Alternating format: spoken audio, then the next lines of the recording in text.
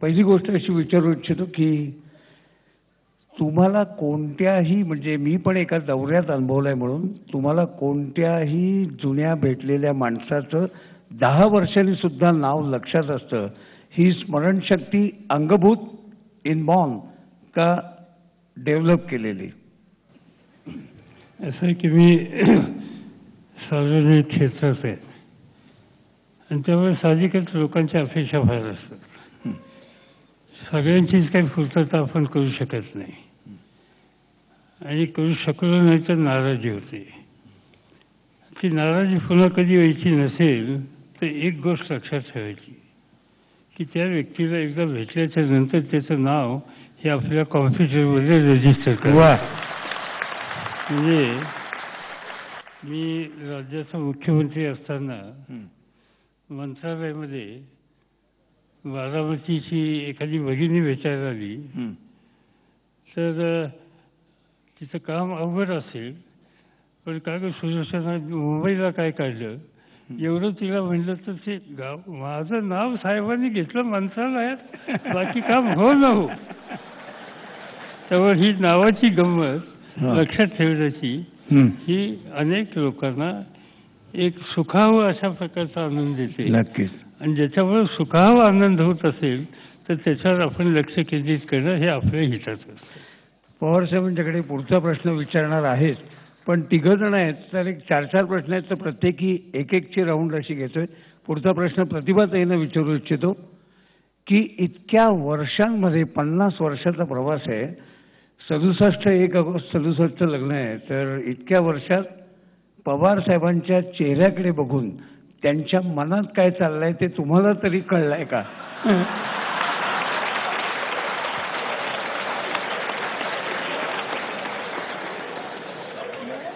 उत्तर नाही. नाही.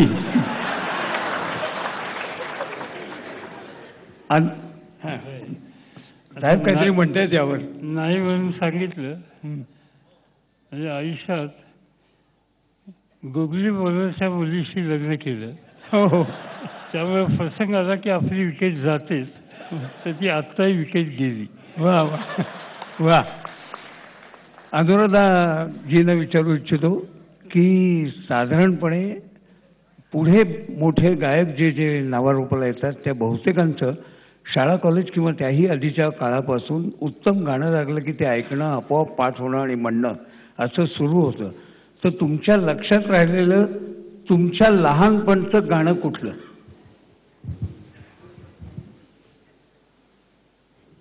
कोणाही गायक गायिकेचं असेल. डी.व्ही. पलुसकर यांचं रामरतन धन पायो. रामधन. वा वा वा. कारण शाळेसाठी मी तयार व्हायचे. आमच्या कुटुंबामध्ये खूप जास्त म्युझिकचं काही नव्हतं. माझी आई आज इथे आलेली आहे. शी इज 96 इयर्स ओल्ड. आणि वडिलांना फारशी म्हणजे अजिबातच आवड नव्हती. त्यामुळे गाणं वगैरे असा काही प्रकार आमच्या घरामध्ये नव्हता. पण शाळेसाठी 6:30 वाजता मला निघायला लागायचं म्हणून कंपल्सरी 6 ते 6:30 जेव्हा रेडिओ लागायचा त्यावेळेला डी.व्ही. पलुसकर यांचं रामरतन धन पायो आणि ठुमक चलत हे इथे बसलेलं आहे. वा. पवार साहेबांचा पण गाण्यातला रस बहुतांशी जे सांस्कृतिक क्षेत्रात आहेत त्यांना माहिती आहे. मी पवार साहेबांना विचारू इच्छितो तुम्हाला स्वतःला कोणाचे गायक किंवा गायिका कोणाचे सूर सर्वात जवळचे वाटले? हा मोठा कठीण प्रश्न आहे. कारण खरं उत्तर द्यायचं असेल खरंच तुम्ही खरंच बोलता तर अनुराधाताईंना राग येईल. तुमचा श्लोक तुमची गाणी मला आवडतात पण माझी आवडती गायिका किशोरी आहे. वा. माझी पण आवडत्या गायिका किशोरीताईच आहे. किशोरी आमोणकर ह्या जशा साहेबांच्या आवडत्या गायिका आहेत तसे गायक कोण? अर्थात भीमसेन. प्रतिभाताईंना विचारू इच्छितो की त्यांच्या भगिनींनी एक 4 वर्षापूर्वी लिहिलेल्या लेखामध्ये असं म्हटलं होतं की आमची जिजा म्हणजे प्रतिभाताई यांना डेक्कन जिमखाना क्लबमधले तिथले वडे आणि कमला नेहरू पार्कमधली भेळ खूप आवडत असे. तर नाव झाल्यानंतर सुद्धा असं तिथे सार्वजनिक ठिकाणी खायला जाता येतं का?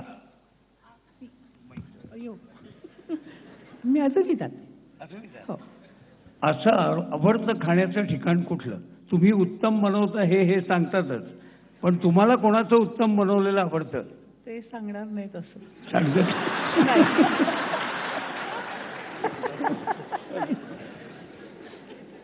अनुराधाताईंना विचारू इच्छितो की मुळामध्ये ही इतकं उत्तम गाणं सुरुवातीपासून ऐकत गेलात, कशातनं पूर्ण वेळ आपण गाण्याच्याच प्रांतात, तेही पार्श्वगायिका व्हावं असं मनात कशामुळे आलं आणि त्याची वाटचाल कशी सुरू झाली?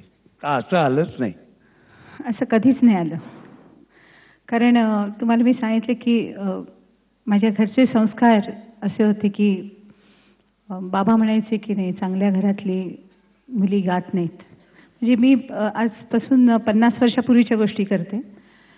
पण जसजसं म्हणजे जेव्हा मी अभिमानचा श्लोक गायले आणि त्याच्यानंतर मला गाणी मिळत गेली, एका पाठोपाठ मिळत गेली आणि त्याच्यानंतर मात्र मला असं वाटलं की नाही, आता गाणी मिळतायत तर मला व्यवस्थित शिकायला पाहिजे आणि रियाज करायला पाहिजे.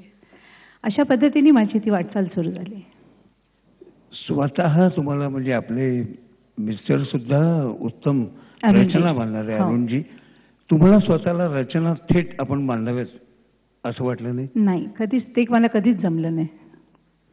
का गायकांना ह्या वरच्या प्रांतात पडू नये असं नाही नाही, असं काही नाही. ती एक कला असते आणि मला असं वाटतं ज्यांना येतं त्यांना येतं. उगीचच काहीतरी करायचं म्हणून चाल बांधायची, आय डोंट थिंक सो. ही एक उपजत कला असते.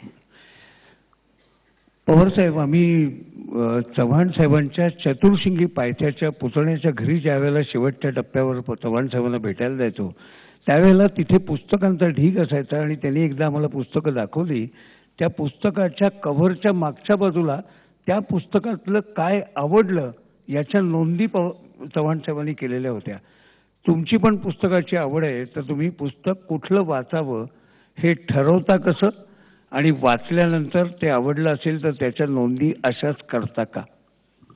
मी नोंदी करत नाही, पण मी टीप पकडतो. म्हणजे एखादा पॅरेग्राफ, त्यातलं एखादं वाक्य किंवा एखादा त्यातला विचार हा आवडला तर माझ्या खिशात लाल पेन हा नेहमी असतो. त्यांनी फक्त मी त्याच्यावर एक रेघ ओढतो आणि पुन्हा कधीतरी चालायचं असलं तर मला लक्षात येतं की एक्झॅक्टली यातल्या कोणत्या कोणत्या गोष्टी मला आवडलेल्या आहेत. आणि आता निवड कशी करायची हे सांगणं अवघड आहे. आणि त्याचं कारण असं आहे की मी एक तर जे वाचक चांगले आहेत त्यांच्याशी सुसंवाद साधत असतो. दुसरं, वेगवेगळ्या वृत्तपत्रामध्ये पुस्तकांच्या संबंधीचं जे परीक्षण झालेलं असतं तेही बघत असतो. आणि तिसरं, ज्यावेळी वेळ मिळेल त्या पुस्तकाच्या दुकानामध्ये एकटाच जातो. शक्यतो महाराष्ट्रात कमी, महाराष्ट्राच्या बाहेर अधिक.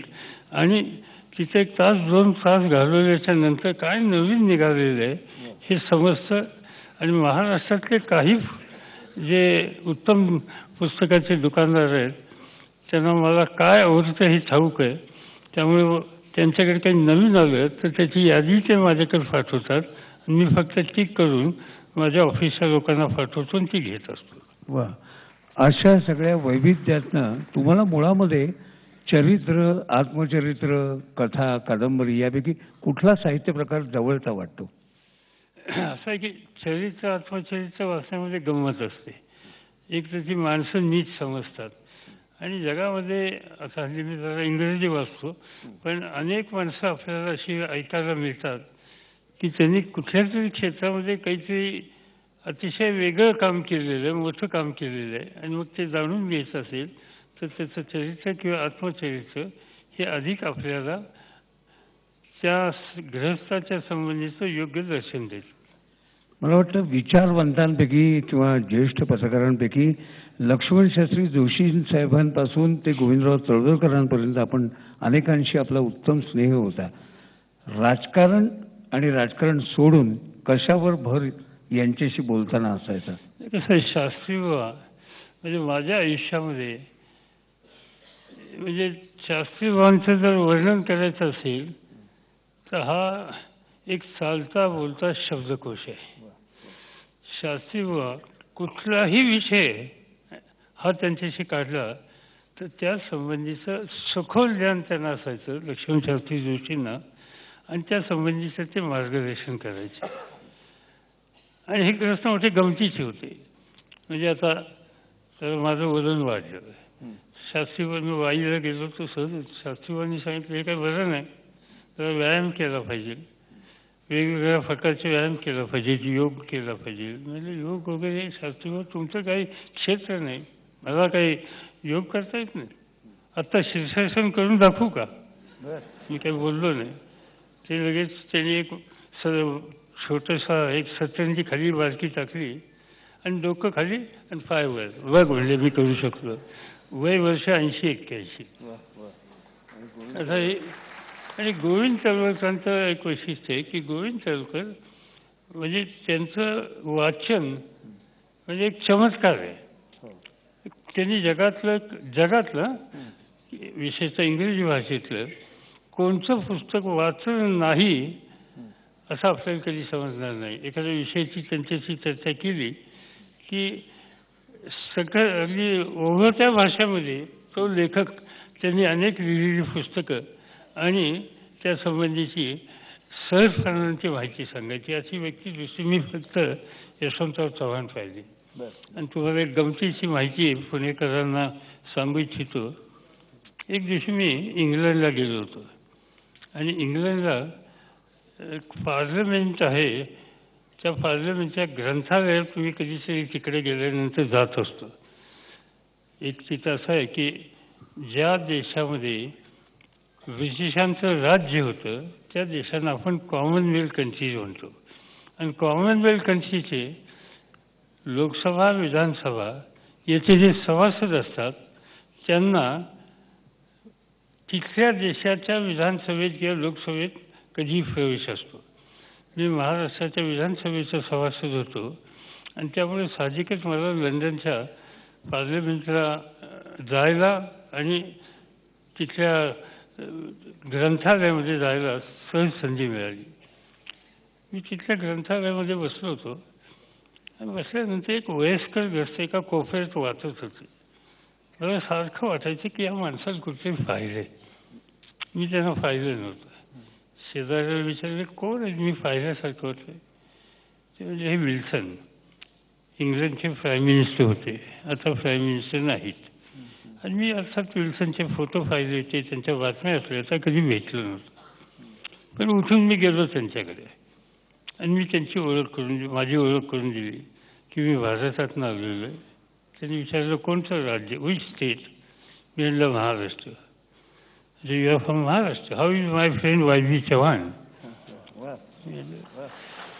म्हणलं आपले त्यांचे संबंध होते असं दिसतं आपल्याबरोबर. त्यांनी सांगितलं की आम्ही दोघेही परराष्ट्र मंत्री होतो आणि युनोच्या अधिवेशनाला जायचो त्यावेळी 3-3 आठवडे न्यूयॉर्कला राहायला लागायचं आणि दुपारी 2 वाजता युनोचं अधिवेशनचं कामकाज संपल्यावर काही काम नसायचं. त्यामुळे हे एकच ग्रस्त होते की मला जशी वाचनाची आवड आहे तशी त्यांना वाचनाची आवड असायची. आणि जगातलं कुठल्याही महत्त्वाचं इंग्रजीच्या पुस्तकाचं मी विषयाची चर्चा सुरू केली की त्या पुस्तकाचं वैशिष्ट्य काय हे वाय चव्हाण यांच्याकडून मला ऐकायला मिळायचं. म्हणजे आता ही माणसं आणि गोविंदराव तळवळकर त्यांचंही तेच वैशिष्ट्य. आणि म्हणून त्यांचा सुसंवाद हा यशवंतरावजींचा अत्यंत होता आणि शास्त्रीबाबांचा सुद्धा होता. या सगळ्या लोकांचं एकच व्यसन आणि ते वाचायचं कसं. वा वा.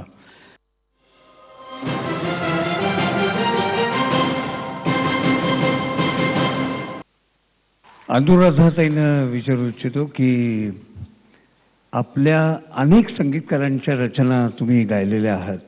कोणत्या संगीतकारांशी तुमचं एक नसेल 2-3 असतील, कोणाशी विशेष सूर जुळले आणि त्यांच्या संगीतकार म्हणून तुम्हाला वेगळे पण काय जाणवलं, मराठीतले आणि हिंदीतले?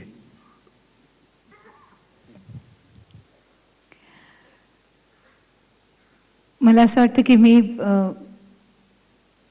अत्यंत फॉर्च्युनेट आहे की मला सर्वच म्युझिक डायरेक्टर्स बरोबर गाण्याची संधी मिळाली. लक्ष्मीकांत प्यारेलाल यांच्याकडे एक शब्दांची फेक कशी असते किंवा कशा तऱ्हेने स्वर लावतात. अनिल अरुण त्यांनी स्पेशली अरुणजीनी वेगवेगळी टाईपची गाणी वगैरे गाऊन घेतली. पण आज ती पूर्ण जर्नी पाहता मी आता जोगसाहेब इथे बसले म्हणून नाही म्हणत बरं, पण ज्या मायेने आणि ज्या प्रेमाने आणि अधिकाराने जोगसाहेबांनी जे मला आणि सुरेशला म्हणजे लिटरली जसं एक स्टॅच्यू तराशतो आपण तसं आमचं मोल्ड केलं त्यांनी. आणि त्यामुळे मला हा फायदा इतर ठिकाणी गाताना खूप झाला. म्हणजे त्याच्यामध्ये नुसतंच प्रोफेशनॅलिझम नव्हतं आणि सुरेश आणि मी अगदीच नवीन होतो आणि गाण्याची रिहर्सल तर असायचीच. भीती पण वाटायची कारण ही वॉज व्हेरी स्ट्रिक्ट. त्या जितके सौम्य वाटतात तसं काही नाही, पण ही वॉज व्हेरी स्ट्रिक्ट. ओरडायचे पण तितकेच. पण रिहर्सलपेक्षा जास्त कांदे पोहे मिळणार म्हणून जास्त सकाळी 8 वाजता अगदी डॉट आम्ही पोचायचो तिकडे. आणि त्याच्यानंतर मग ऑफकोर्स आणि हे चांदणे फुलांनी वगैरे इतकी अप्रतिम गाणी त्यांनी दिलेली आहेत. खूपच सुंदर गाणी दिलेली आहेत. त्यामुळे मला असं वाटतं की यांची गाणी गाताना always use to look forward. बरं, एरवी प्रतिभाताई म्हणजे ह्या दोघांचीच मुलाखत ह्याच बालगंधर्वमध्ये मी काही वर्षांपूर्वी घेतली होती. पुन्हा असा योग येत नाही म्हणून मी प्रतिभाताईंना विचारू इच्छितो की तुमच्या सांगितलं होतं की फक्त एकच प्रश्न विचार. आता शेवटचे 2-2च फक्त. म्हणजे एवढे आपण उत्तम तुमची एरवी न ऐकायला मिळणाऱ्या काही काही गोष्टी ऐकायला मिळतात म्हणून. आणि प्रतिभाताई पण आज प्रसन्नपणाने उत्तरं देत आहेत म्हणून. नाही तर त्या कायम पडद्यामागे असतात, कधीही पडद्यापुढे आपण येत नाही. तुमच्या साड्या खरेदी करायला एकदा तरी पवारसाहेब येतात का? तेच साड्या आणतात. तेच माझ्या बायकोनी नेसलेली प्रत्येक साडी मी खरेदी केलेली आहे, मी निवडलेली आहे. आणि हे काम मी 50 वर्ष करतो. त्यामुळे मला घरातून आठवड्यातले 6 दिवस कुठेही हिंडायला मुक्तता आहे. वा वा. शेवटच्या 2पैकी एक गोष्ट अजून साहित्य कलेवरचा प्रश्न आहे म्हणून विचारतो की माडगुळकर हा तुमचा खूप जिव्हाळ्याचा विषय आहे ना. कारण बारामतीसारख्या ठिकाणी बहुतेक राजकीय मंडळी आपापल्या गावात आपल्या किंवा आपल्या नातेवाईकांच्या नावाचीच सभागृह उभारतात. तिथे आपण माडगुळकरांच्या नावाचं सभागृह उभारलेलं आहे म्हणून विचारतो, विशेष स्नेह कसा? नाही तर अण्णांच्याबद्दल काय सांगायचं, त्यांच्याबद्दलच्या अनेक गोष्टी आहेत, आता एकदम आठवत नाहीत. पण आयुष्यातला बराचसा काळ त्यांचा कष्टामध्ये गेला. म्हणजे तुमच्यापैकी कोणीतरी माडगुळ गाव कधी बघितलं असेल तर मिरजेकडनं सांगोल्याला जाताना आजूबाजूला काही राहत नाही, दुष्काळी भाग, रखरखीत. आणि तिथे एक पत्रा आहे. पत्रा म्हणजे पत्र्याचं घर, आणि त्याला म्हणतात बामणाचा पत्रा. तो बामणाचा पत्रा म्हणजे अण्णांचं घर.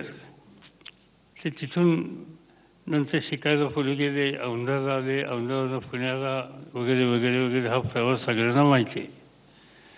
पण मला गंमत अशी वाटते की या ग्रस्तांना कसलीही पार्श्वभूमी नाही, फार शिकायची संधी मिळाली नाही, पण त्यांच्या लेखणीतून जे बाहेर पडलं तर महाराष्ट्र आणि मराठी भाषिक अखंडपणाने त्यांचं स्मरण करू शकेल. इतका मोठा कवी, इतका मोठा लेखक हा कधी अलीकडच्या काळामध्ये असल्या पार्श्वभूमीतून तयार झालेला मी पाहिलेला नाही. आणि म्हणून मला त्यांच्याबद्दलचा अतिशय आदर आहे. आता एकच गोष्ट त्यांची गमतीची सांगतो. ते आमदार होते आणि मी त्यावेळेला विधानसभेत नुकतेच निवडून गेलो होतो. ही 1968-1969 सालची गोष्ट आहे. वसंतराव नाईक मुख्यमंत्री होते आणि मी काँग्रेस पक्षाचा सेक्रेटरी होतो.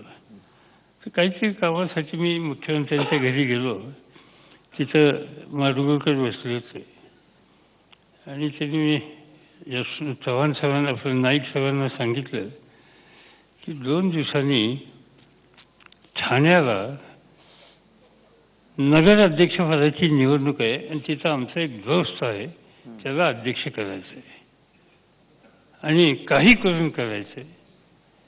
नाईकांनी माझ्याकडे बघितलं, मला म्हणले की आता यांच्या दोस्ताला निवडून आणायचं काम तू घ्यायचं. म्हणजे कोण दोस्त? त्यांनी सांगितलं सावळाराम पाटील, म्हणजे पी सावळाराम. म्हणजे आपल्याकडे कदाचित आठवत असेल की आता माहिती नाही, पण एकेकाळी लग्न लागलं की त्या बँडवर जा मुली जा तुझ्या घरी काय ते गंगा यमुना ह्या सगळी गाणी लागायची, ते लिहिणारे पी सावळाराम.